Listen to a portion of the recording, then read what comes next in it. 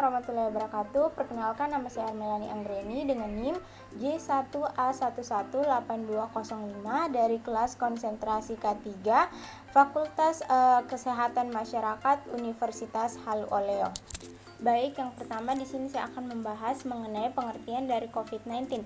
Jadi saat ini itu dunia telah dirasakan oleh sebuah wabah yang bernama COVID-19 atau yang biasa kita sebut dengan coronavirus. Jadi COVID-19 itu adalah singkatan dari Coronavirus Disease 2019 atau penyakit pernafasan akut akibat infeksi coronavirus. Jadi penyakit ini disebabkan oleh infeksi virus SARS yang ditandai dengan demam dan peradangan saluran pernafasan yang dapat menyebabkan pneumonia atau paru-paru berlendir yang dapat mematikan bagi golongan rawan seperti para penderita diabetes dan mereka yang telah lanjut usia.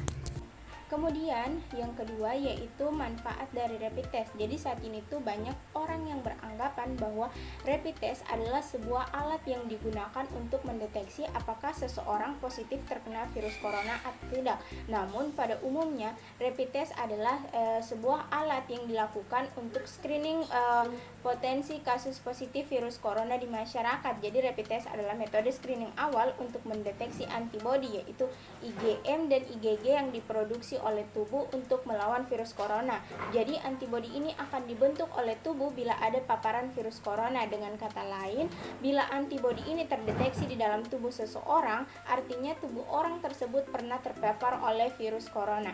Kemudian yang selanjutnya yaitu kriteria-kriteria orang yang akan di rapid test. Jadi yang pertama yaitu orang yang dalam pengawasan, yaitu mereka yang memiliki demam lebih dari 38 derajat Celcius atau mengalami gejala gangguan sistem pernafasan seperti batuk, flu, pilek, dan yang lain-lainnya. Kemudian mereka memiliki riwayat perjalanan atau tinggal di area transmisi lokal baik di Indonesia maupun di luar negeri. Kemudian yang kedua yaitu orang yang memiliki riwayat kontak langsung dengan kasus pasien dalam pengawasan atau yang biasa kita kenal dengan sebutan PDP. Kemudian yang ketiga yaitu orang yang memiliki riwayat kontak dengan pasien yang terkonfirmasi atau kemungkinan besar positif terkena COVID-19. Yang keempat yaitu masyarakat dengan risiko tertular paling tinggi seperti petugas kesehatan di rumah sakit yang menangani COVID-19. Selanjutnya yang terakhir yaitu masyarakat yang bekerja di puskesmas atau klinik serta masyarakat dengan yang profesi interaksi sosialnya itu tinggi seperti para TNI, polisi, pejabat publik, ulama, petugas bandara atau pedagang pasar. Kemudian di sini pada materi yang ketiga yaitu alat dan bahan yang digunakan pada pemeriksaan rapid test dan APD COVID-19.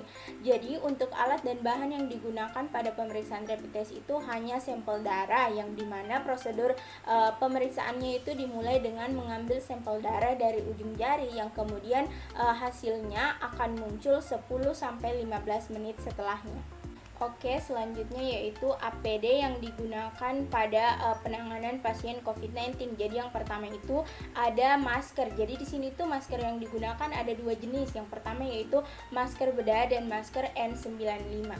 Kemudian yang kedua yaitu alat pelindung mata. Jadi di sini alat pelindung matanya itu harus terbuat dari bahan plastik transparan yang mampu untuk melindungi mata dari paparan virus yang dapat masuk ke dalam tubuh melalui mata. Jadi di sini tuh alat pelindung mata itu harus mampu untuk melindungi seluruh mata dan juga tidak berkabut serta mengganggu penglihatan. Kemudian selanjutnya yang ketiga yaitu alat pelindung wajah. Sama seperti pelindung mata sebelumnya, pelindung wajah juga harus terbuat dari bahan plastik transparan yang mampu untuk melindungi wajah mulai dari dahi hingga ke dagu untuk dapat melindungi wajah dari percikan air liur saat para penderita COVID-19 batuk atau bersin. Kemudian selanjutnya yang keempat yaitu gaun medis. Jadi gaun medis ini digunakan untuk melindungi lengan dan area tubuh dari paparan virus corona selama tenaga medis melakukan prosedur penanganan dan perawatan pasien.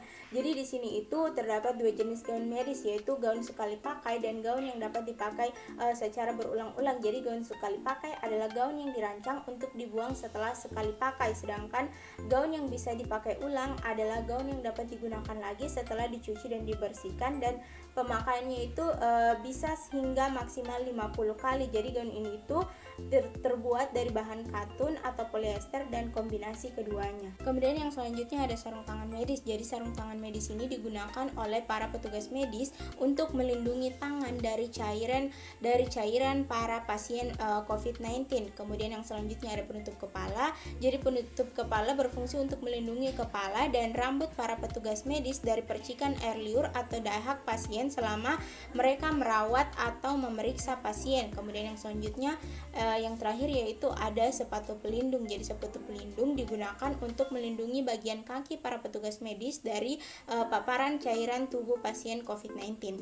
Dan yang selanjutnya pada materi yang keempat yaitu tata laksana atau tahapan pemeriksaan COVID-19. Jadi yang pertama di sini tuh ada tahap administrasi. Jadi pada tahap administrasi ini para pendaftar yang hendak menjalankan tes corona harus mengisi beberapa formulir yang berisi sejumlah pertanyaan dan data diri dari para pendaftar.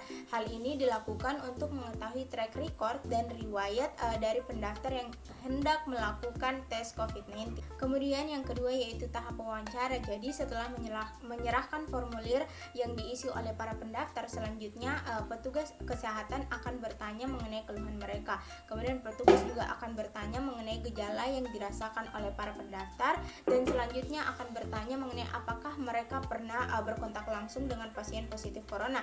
Selain itu mereka juga akan bertanya mengenai riwayat perjalanan, apakah pernah melakukan perjalanan ke luar negeri atau tidak, dan apakah pernah melakukan perjalanan ke daerah yang memang telah terkonfirmasi positif corona.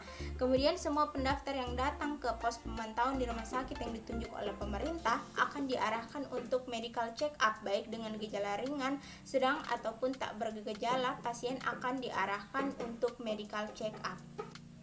Selanjutnya yang ketiga yaitu tahap medical check up. Jadi setelah melalui dua tahap sebelumnya yaitu tahap administrasi dan tahap wawancara, di sini itu petugas akan mengarahkan untuk tes medical check up. Jadi tes tersebut dimulai dari pemeriksaan fisik seperti pemeriksaan berat badan, tinggi badan, ukur tensi, tes darah dan rongseng paru-paru ya. Jadi di sini tes medical check up bukan tes virus corona, sebab hasil tes medical check up tidak bisa menunjukkan apakah positif terkena virus corona atau tidak. Jadi tes medical check up hanya bisa melihat gejala klinis yang dialami berdasarkan hasil dari rongseng paru. Apabila saat medical check up ada gejala terjangkit virus corona, maka dilanjutkan tes swab atau usap lendir. Jika medical check up yang dilakukan tidak menunjukkan gejala lanjut terserang corona, maka peserta tes corona harus membayar biaya tersebut. Jadi ini untuk biaya administrasi itu tergantung dari rumah sakit, tergantung dari fasilitas serta pelayanan kesehatan yang disediakan dan kebijakan dari rumah sakit itu sendiri. Selanjutnya yang terakhir yaitu tes swab. Jadi tes swab ini adalah tes yang dilakukan untuk memastikan apakah seseorang itu terjangkit virus corona atau tidak. Jadi tes ini tuh dilakukan dengan pengambilan spesimen lendir di saluran pernafasan yang kemudian diteliti apakah mengandung virus corona atau tidak.